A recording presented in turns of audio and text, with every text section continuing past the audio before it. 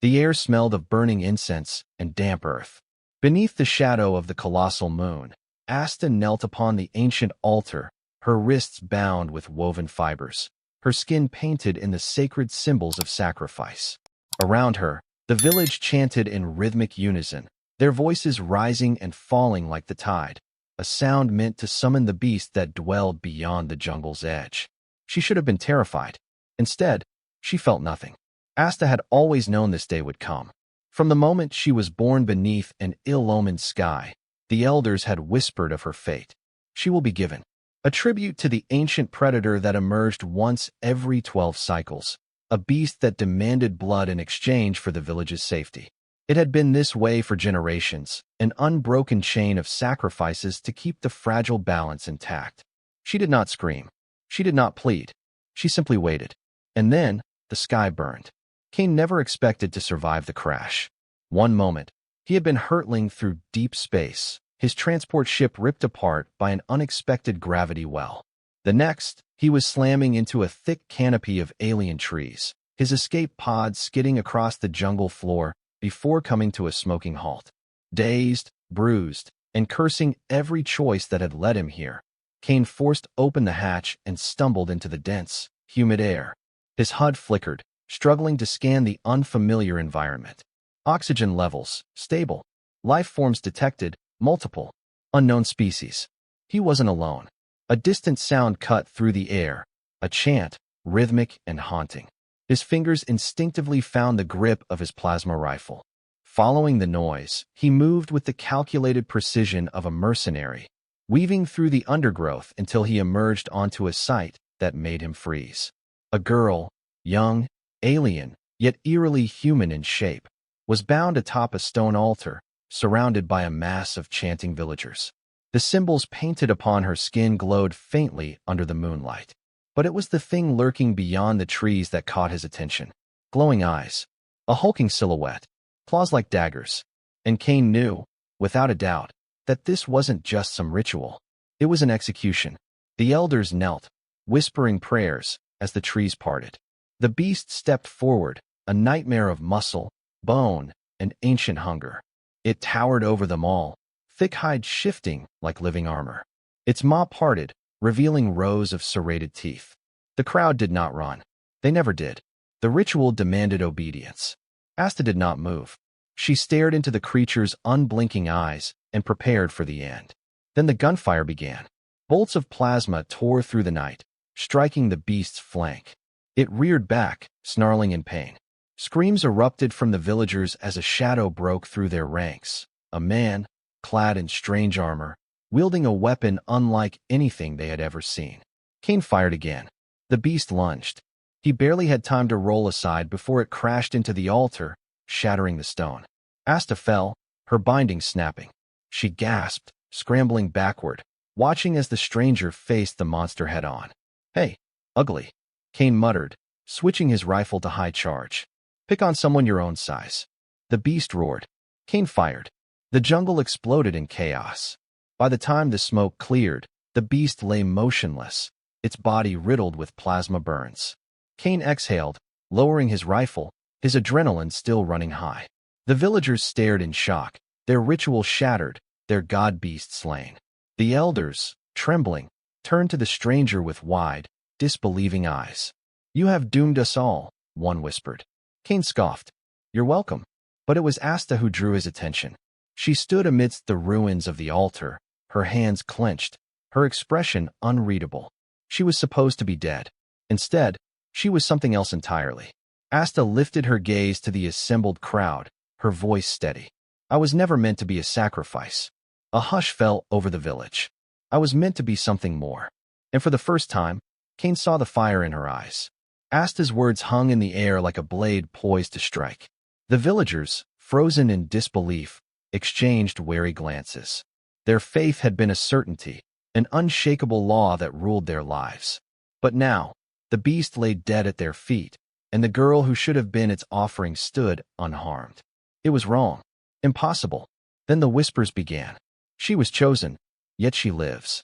The beast did not take her. The gods will be angered. She has brought the wrath of the cursed sky fallen.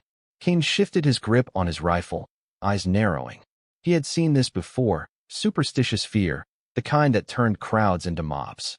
His instincts screamed at him to grab the girl and run before these people decided to finish their sacrifice another way. One of the elders stepped forward, her skeletal frame draped in ceremonial beads and bone charms. Her milky white eyes, clouded with age, fixed upon Asta with something beyond fear, reverence. "The great Maw has been slain," the old woman rasped. "And yet, the stars have sent us another demon." Her bony finger pointed at Kane. Asta's heart clenched. "No," she said, stepping between them. "He is not a demon." But the elder spoke over her. "The sky fallen bring only ruin. We must cleanse this stain before the gods strike us down." A ripple of agreement ran through the gathered crowd. Spears rose. Kane muttered a curse. He hated it when people pointed weapons at him. The first spear hurtled through the air. Kane shoved Asta aside and fired, incinerating the projectile mid-flight. The moment the plasma shot rang out, the village erupted into chaos.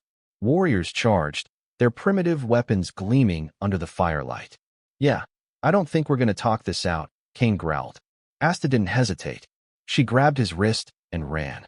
The two of them sprinted into the jungle as the village descended into a frenzy. Behind them, war horns blared, a signal of the hunt. Kane ducked beneath a thick, twisting root, his boots kicking up damp soil. "This really isn't my fight, you know," he said, panting. Asta didn't look back. "You made it your fight when you saved me." Kane scowled. "Yeah, well, remind me to fix that mistake later." Despite his words, he followed her. They ran through the tangled undergrowth, the sounds of their pursuers growing distant. Asta moved with the grace of someone who knew the land intimately, while Kane relied on his HUD to map their escape. But no matter how far they ran, he could sense it. Something worse than the warriors lurked in this jungle. Something watching. Asta must have felt it too, because she suddenly stopped, her breath coming in shallow gasps. Her glowing amber eyes darted to the shadows between the trees. "We need to keep moving," Kane urged. But she held up a hand. And then Kane heard it. A low, guttural clicking sound. Not from the villagers. Not from the trees. From above. Kane's grip tightened on his rifle. Slowly he looked up. Shapes clung to the massive tree branches, shifting, crawling, blending into the darkness. They were not like the beast from before. These creatures were smaller, lithe, predatory, intelligent. Their eyes, luminous and predatory, locked onto Kane and Asta with eerie focus. Asta whispered a single word, her voice barely audible. "Hunters." Kane exhaled through his nose. Of course there's more monsters. The first of the creatures dropped soundlessly from the canopy, landing on all fours. Its elongated head tilted, studying them like a cat sizing up a wounded bird. It had 4 arms, each ending in razor-sharp claws. Its breath misted in the cold air, the scent of decay clinging to its flesh. Kane didn't wait. He raised his rifle, only for Asta to grab his wrist. "No," she whispered urgently. "Weapons won't work." Kane frowned. "Excuse me." Asta's fingers dug into his wrist. "They don't hunt with sight. They hunt with fear." Kane let out a slow breath. "Great. So I just pretend I'm not scared while they rip us apart." Asta didn't answer. Her body was still, her breathing controlled. Kane had fought 100 battles, seen the horrors of war, but something about these creatures sent ice into his spine. The hunter inched forward, sniffing the air. Kane swallowed. "No fear. No fear. No fear." The creature's head twitched. Then, suddenly, it recoiled, hissing, backing away. Kane blinked. What the hell? And then he saw Asta's eyes. They glowed. Not in the way they had before. This was different, brighter, pulsing, shifting in impossible patterns. The air around her shimmered like heat waves, and for the first time, Kane saw something otherworldly about her. The hunter let out a shriek and scurried back into the darkness. The others followed. Within seconds, they were gone. Asta exhaled, her glow fading. She swayed on her feet, exhausted, but still standing. Kane released a breath he didn't realize he was holding. What the hell was that? Asta's voice was quiet. A power I was never meant to use. Kane studied her. There was more to her than he had realized. And something told him that power was the reason she had been chosen as a sacrifice in the first place. They didn't stop running until they reached the river. Asta knelt by the water's edge, splashing her face. The moonlight illuminated the markings on her skin. Markings that had once been simple paint, but now pulsed with a faint, bioluminescent glow. Kane crouched beside her. "You want to tell me what just happened back there?" he asked. Asta hesitated. Then, she touched her own temple. I can command them." Kane raised an eyebrow. "Those things? You command them?" "Not exactly." Asta stared at the rippling water. "They don't obey, but they listen." Kane didn't like that answer. "Is that why they were going to sacrifice you?" he asked. "Because you have whatever this is?" Asta clenched her fists. "They were afraid." Kane sighed, rubbing the back of his neck. "Well, lucky for you, I don't scare easy." She looked up at him then, studying him in a way that made him uncomfortable. "You're different from the others," she murmured. "The ones who fell from the sky before you. They were not kind." Kane frowned. "Before me?" Asta nodded. "You're not the first human to come here." Something cold settled in Kane's gut, and in that moment, he knew. There was more to this world than just rituals and monsters. There were others out there, and they weren't friendly. Kane sat by the river, fingers drumming against his knee. His mind raced. Other humans had been here. It changed everything. Asta watched him carefully, her alien features unreadable in the dim light. "You didn't know," she said. "It wasn't a question." "No," Kane admitted. "But I should have." His ship's crash hadn't been an accident. The strange gravitational pull, the way his NAV systems had glitched before impact, it all pointed to something deliberate. A planet like this, filled with ancient predators and secrets, wasn't just another backwater rock. Someone had been here before him, and they hadn't left. Or worse, they had. Asta traced a pattern in the dirt, her glowing eyes focused on nothing in particular. "They came long ago," she murmured. "The first Skyfallen. They came with fire and metal. They tried to take our land, but the Great Maw devoured them. That is why the sacrifices began, to keep the balance." Kane's mouth twisted.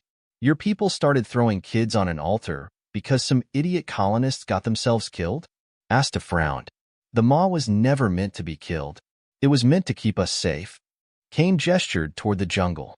"Safe from what? Those hunters back there?" Asta didn't answer immediately. Instead, she turned her gaze to the sky, her voice barely above a whisper.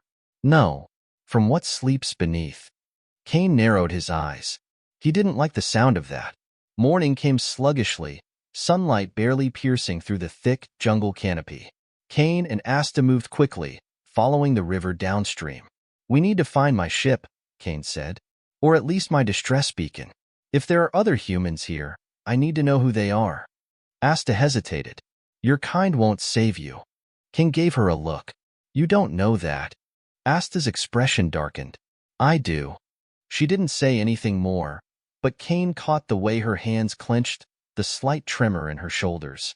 Whoever these Skyfallen were, they had left a mark on her people, and not a good one. After hours of trekking, the jungle thinned, revealing something Kane hadn't expected: wreckage. A field of twisted metal stretched before them, half buried beneath vines and moss. Kane's breath hitched as he recognized the remnants of a colony ship. Human. Old. Asta knelt beside a rusted hull, running her fingers along faded insignia. "Thar," she whispered. Kane frowned. "That's not human." Asta's gaze met his. "No, it isn't." A chill ran down Kane's spine. This wreckage wasn't just human. It belonged to something else. And whatever had happened here, it wasn't over. Kane crouched beside the wreckage, running his fingers over the rusted hull. The faded insignia was almost unrecognizable, but his HUD was already scanning, decoding. The results made his stomach twist. Ship designation: Kthar 017. Colony status: failed. Crew manifest: unknown. Last recorded signal: 112 years ago. 112 years. Kane exhaled slowly. "This place is a graveyard." Asta remained silent, her fingers still tracing the alien glyphs carved into the wreckage. There was a strange reverence in her movements, a quiet familiarity. "You've been here before," Kane guessed. Asta nodded. The elders do not speak of it, but I found it as a child. I thought it was the home of the gods. Kane let out a humorless chuckle. No gods here, kid. Just dead men and bad memories. Asta shot him a sharp glance, her amber eyes gleaming. You say that because you do not understand. Enlighten me, then. Asta rose, stepping over a collapsed section of metal plating. The Skyfallen did not come here to save us. They came here running from something worse. Kane stiffened. Running, he repeated. Asta knelt beside a gnarled tree, its roots intertwined with a rusted skeleton. The bones were unmistakably human, but what disturbed Kane most was the way they had been fused into the metal, as if something had melted flesh, bone, and steel into one. Kane cursed under his breath. What the hell happened here? Asta's voice was quiet. The maw was never meant to consume us, she said. It was meant to contain what lies beneath. Kane's gut twisted. Beneath what? Asta's glowing eyes met his. The tomb. The jungle around them was eerily silent.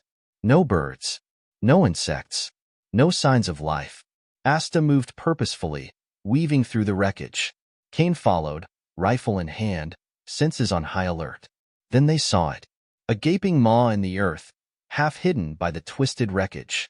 The opening pulsed with a strange, dim glow, its edges lined with something that looked neither metal nor organic, but an impossible fusion of both. Asta stopped at the edge, staring down into the abyss. This is where they went, she whispered. Kane's jaw tightened. Who? Asta gestured to the ruins. The first Skyfallen. They were not killed by the maw. They went inside. Kane felt the hairs on his arms rise. You're telling me they walked into that thing on purpose? Asta nodded. They believed it was their salvation. Kane scowled. Yeah? How'd that work out for them? Asta looked down. They never returned. A slow, unnatural clicking sound echoed from the darkness below. Kane's grip on his rifle tightened. Something was still alive down there. The tunnel sloped downward, deeper than it should have. The deeper they went, the more unnatural the walls became. What had started as rough earth soon transitioned into something else entirely. Metal, flesh, bone, melded together, as if something had fused them into one impossible creation. Kane's breathing was slow, controlled, but his pulse was hammering. This isn't a tomb, he muttered. It's something else. Asta's voice was barely a whisper. A prison. A faint, sickly green glow illuminated the cavern ahead. They weren't alone. Figures stood in the darkness, half buried in the walls, their skeletal forms twisted and fused with the structure itself. Some still wore the remnants of human armor, their faces locked in silent screams. Others had become something worse, their limbs elongated, their skulls reshaped into something not human. Kane swore under his breath. What the hell happened to them? Asta reached out, pressing her fingers against one of the bodies. The moment she made contact, the air shifted. The body moved. A low, rattling breath escaped from the skeletal figure. Its hollow eyes opened. Kane raised his rifle, but the thing did not attack. Instead, its voice rasped through the chamber, dry and brittle as dead leaves. Not dead. Asta took a slow step back. Kane stood frozen, weapon aimed, but something told him bullets wouldn't fix this. The creature's head twitched toward them, its bones cracking as it spoke again. We opened it. Kane's stomach dropped. Opened what? The thing's jaw unhinged, a grotesque parody of a grin. The door. A sudden, violent tremor rocked the cavern. Something deeper in the darkness stirred. And then, from below, a sound emerged. A noise Kane had never heard before, something impossibly old. A deep, guttural heartbeat. Kane grabbed Asta's arm. We need to leave. Now. But Asta was staring ahead, eyes wide with realization. The maw wasn't a god, she whispered. It was a warden. The earth trembled again. The walls groaned. And far, far below, something woke up. The heartbeat pulsed through the cavern, deep and slow, like the rhythm of a slumbering titan. Dust rained from the ceiling, cracks splintering along the fused metal and bone that lined the walls. Kane felt it in his chest, in his skull, as if something immense had turned its attention toward them. Then the whispering started, not from the skeletal figures embedded in the walls, not from Asta, but from below. A voice that wasn't a voice, a presence that crawled into Kane's thoughts. It spoke in a language he didn't understand, yet somehow, he knew what it was saying. The door was opened. Kane clenched his teeth against the sudden migraine splitting through his skull.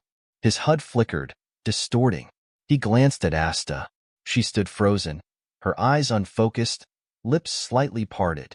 The same voice was speaking to her, too. "You were meant to die, little one." Kane grabbed Asta's wrist. "We are leaving." The skeletal figure beside them let out a ragged breath. Too late. The cavern lurched. Kane stumbled, barely keeping his footing as a deep crack split the floor beneath them. Something vast and wrong shifted below, like a great beast stirring beneath ice. Then came the screams. Not human, not alien, something else. Asta gasped, staggering back. "It's calling them." Kane didn't wait to ask who them was. He grabbed Asta and ran. The tunnel shuddered as they sprinted back toward the surface. The fused walls groaned, pulsing as if alive, as the wailing from below grew louder. Kane risked a glance back and saw the first of them emerge. At first, it looked human, or what had once been human. A figure clawed its way from the crack in the cavern floor, its body stretched and twisted, its limbs unnaturally long. A face that had almost the right proportions, but the eyes, they were wrong. Empty pits of hunger, of wanting. Then another crawled free. Then another. Kane cursed and fired, plasma bolts scorching through the darkness. The first shot tore through a creature's chest, but it barely slowed, its movements jerking, twitching. "They're not dying," Kane snarled. Asta grabbed his wrist, pulling him forward. "Because they're not alive." The things crawled after them, their hollow mouths opening in silent, desperate screams. Kane didn't want to know what would happen if they were caught. The tunnel ahead was collapsing. Vines twisted unnaturally, wrapping around metal and bone, pulsing with the same sickly glow. Kane shoved Asta ahead, narrowly dodging a chunk of falling debris. Then the ground gave way. Kane barely had time to shout before they were falling. They hit the ground hard. Kane groaned, his body aching from the impact. His rifle skidded away, vanishing into the dark. Asta was already moving, her glowing eyes scanning their surroundings. They had fallen into another chamber, smaller than the first. The air was thick, heavy with something ancient. Kane sat up, wincing. "Tell me we didn't just fall deeper." Asta didn't answer. She was staring at something ahead. Kane followed her gaze, and his breath caught. A door. Massive. Towering. Wrong. It pulsed, shifting between solid and something else.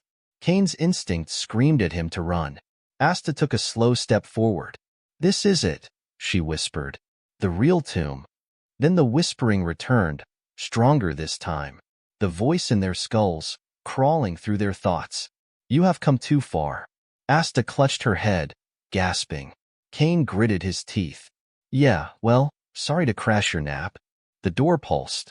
The air rippled. And then it began to open. The moment the door shifted, the temperature dropped. Kane's breath curled in the air, frost forming along the metal plating beneath his boots. Asta staggered backward, her glowing eyes wide with something close to terror. "No," she breathed. "It's not supposed to open." Kane was inclined to agree. The towering structure pulsed like a living thing, a massive construct of shifting metal and something less tangible. It wanted to be opened, yet every instinct in Kane's body screamed that whatever was behind it should stay buried. The whispering grew louder. "You have come too far." The voices were layered, not one but many, overlapping in a chorus of something not human. Asta clutched her head.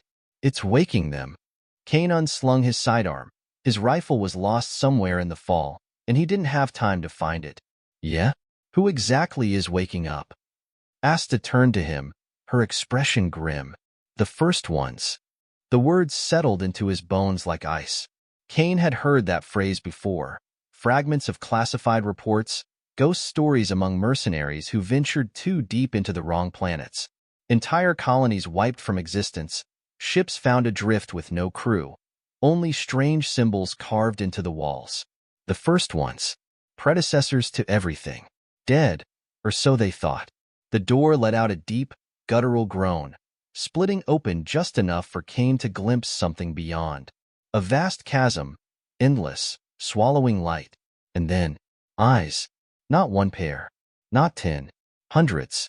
Kane's body locked up. His mind recoiled. But the longer he stared, the more the eyes seemed to stare back, dragging him towards something incomprehensible, something infinite. Asta shouted, and suddenly the world snapped back. Kane gasped, stumbling away from the door, his mind his own again. His hands were shaking. Asta grabbed his wrist. "We need to leave." She was right, because the door wasn't just opening. Something on the other side was coming through. A ripple of force exploded from the door, sending a shockwave through the chamber. The walls shuddered, cracks forming along the fused metal and bone. And then, they stepped through. Twisted shapes. Wrong angles. They moved like shadows trying to mimic something human, their elongated limbs bending in ways that defied reality. Their forms flickered between solid and incorporeal, shifting like smoke caught in an unseen current. But the hunger in their eyes was unmistakable. They saw Kane. They saw Asta. And they wanted. Kane didn't wait. He grabbed Asta and ran. The first creature lunged. Kane fired, his plasma rounds punching through its body, only for it to reform, twisting back together like liquid shadows. Asta's voice was sharp. "Bullets won't stop them." "Figured that out already." Kane snarled. The creatures advanced, their movements eerily silent. One of them reached out, its elongated fingers stretching, bending, warping toward Asta's throat. Asta's eyes flared. The chamber shook. The creature recoiled with a shriek, its form flickering wildly. Kane saw it, the same glow that had driven the jungle predators away. Asta wasn't just resisting them. She was repelling them. Kane seized the opportunity. "Can you do that again?" Asta was breathing hard, sweat beading on her skin. "I don't know." "Well, find out fast." The creatures hesitated, but not for long. They began circling, moving in unnatural, twitching bursts, waiting for an opening. The whispering in Kane's skull became a roar. "You do not belong here." The door was still opening. More were coming. Kane made a decision. "Blow it." Asta blinked. "What?" Kane gestured to the walls. "The ancient wreckage, the collapsed metal supports. We bring this whole place down. Bury them before they get out." Asta hesitated. "But..." "No buts." Kane snapped. "Unless you want these things crawling out and tearing through your people?" Asta's jaw clenched. Then, without another word, she moved. Kane covered Asta as she raised her hands, the symbols along her arms glowing with raw energy. The cavern itself reacted. The fused walls pulsed, veins of bioluminescent light snaking outward, converging at the ceiling. The creatures screeched, realizing too late what was happening. Asta threw her hands forward, and the world collapsed. The chamber exploded, metal beams and rock falling in a violent cascade. Kane barely had time to pull Asta into a roll as debris came crashing down, sealing the door, entombing whatever lay beyond. The whispering stopped. Silence. Dust filled the air. Kane coughed, his ears ringing. Slowly, he opened his eyes. They were alive. Barely. Asta groaned beside him, her glow fading, exhaustion evident in her trembling limbs. Kane sat up, scanning the ruins. The door was buried beneath tons of rock and metal. Nothing moved. For now, it was sealed. But Kane had seen what lay beyond, and some part of him knew it wasn't over. They climbed out of the ruins as the first light of dawn pierced the jungle canopy. Asta was silent, lost in thought. Kane finally broke the quiet. "So what now?" Asta exhaled. "My people still think I should have died." Kane gave a tired smirk. "Yeah, well, I think you've earned the right to disagree." Asta looked at him. "They won't listen." Kane rolled his shoulders, glancing back at the ruined entrance. "Then make them listen. You're not a sacrifice anymore, kid. You're a survivor." Asta studied him, then turned toward the rising sun. Something in her had changed. She wasn't running anymore. She was ready to fight. Kane smirked. Let's go raise some hell. The jungle stretched before them, dense and unmoving, but Kane knew better. Eyes were watching. Even with the tomb sealed, even with the creatures buried beneath tons of rock and metal, he could feel it. Something had changed. The world itself seemed to hold its breath, waiting for what came next. Asta walked ahead of him, her shoulders squared, her pace steady. She was silent, but Kane could see it in her posture. The weight of what they had just survived, of what they had unleashed. She had been meant to die as a sacrifice. Instead, she had lived. And now, her people would have to answer for it. Kane kept a hand near his sidearm as they moved. "So what's the plan?" he asked. Asta didn't slow. "We go back to the village." Kane raised an eyebrow. "Bold. You think they're going to throw you a welcome-back feast?" Asta's expression didn't change. "No. They will call me cursed. They will call me a mistake." Kane smirked. "Then why go back?" Asta finally turned to look at him, her amber eyes sharp as blades. "Because they need to know the truth," she said. "The Maw is gone. The ritual is broken. They need to choose now, live as they were, or prepare for what's coming." Kane studied her for a moment, then exhaled. "Damn." He let out a chuckle, shaking his head. "You're different from the girl they tied to that altar." Asta's gaze didn't waver. "I have to be." And for the first time, Kane wondered if maybe, just maybe, this planet had just found its first real leader. They didn't make it back to the village. At least, not before the hunters found them first. Kane heard it before he saw them. The clicking sounds from the trees, the low, guttural growl of something stalking them through the undergrowth.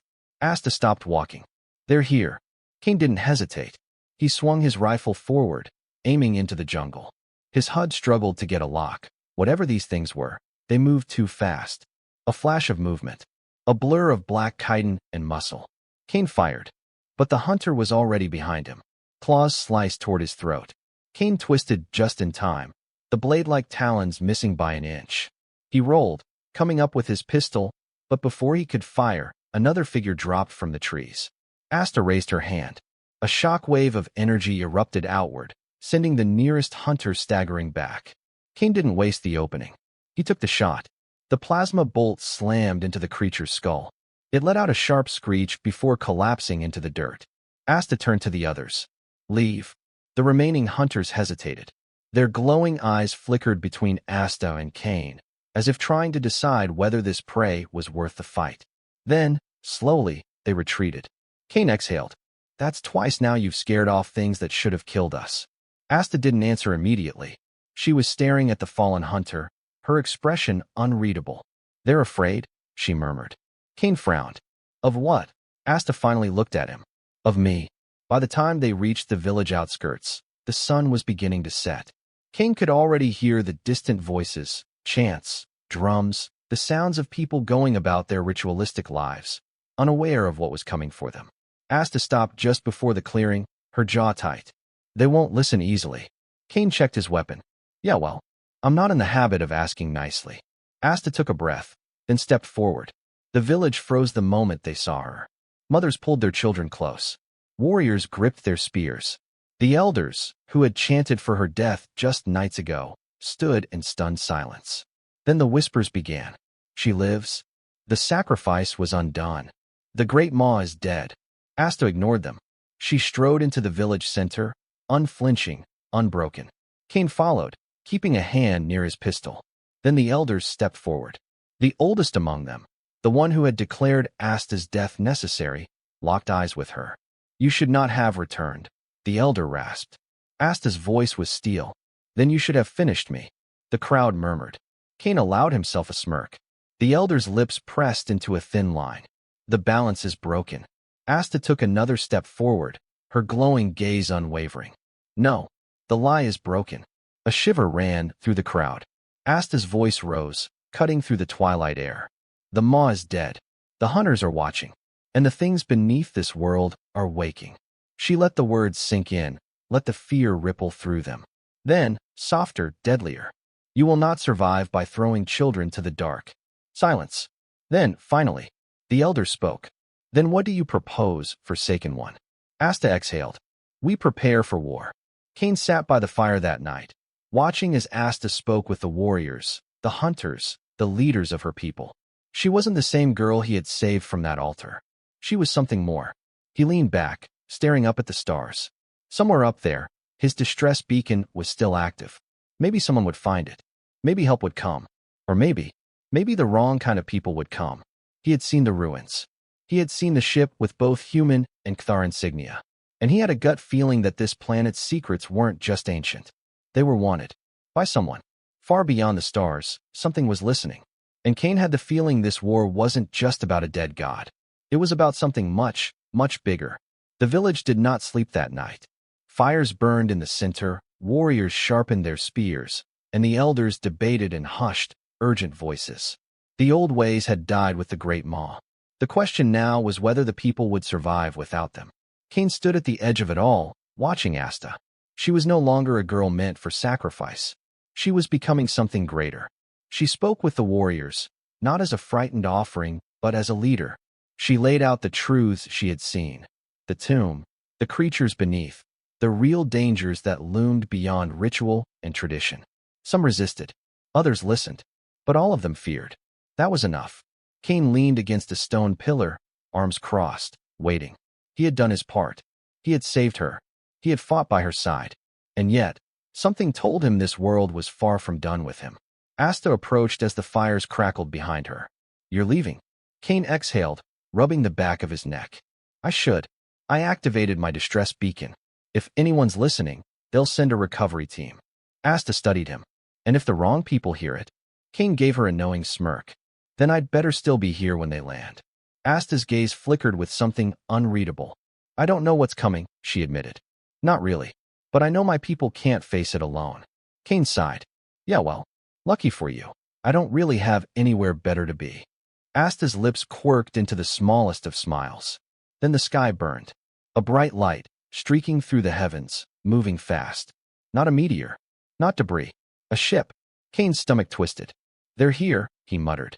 Asta followed his gaze, her fingers curling into fists. "Are they yours?" Kane didn't answer, because he already knew the truth. They weren't here to rescue him. They were here for the tomb, for the secrets buried in this world, for the things that had been waiting in the dark. The war Asta had feared was no longer coming. It had arrived. Kane inhaled deeply, rolling his shoulders as the distant rumble of descending ships echoed across the jungle. Then he smirked at Asta. "Guess I'm staying after all." Asta nodded. Then she turned to face the fires of her village, the warriors who waited for her command, the future she had carved for herself from the jaws of death. And she stepped forward, no longer a sacrifice, no longer afraid. A queen, rising from the ashes of gods.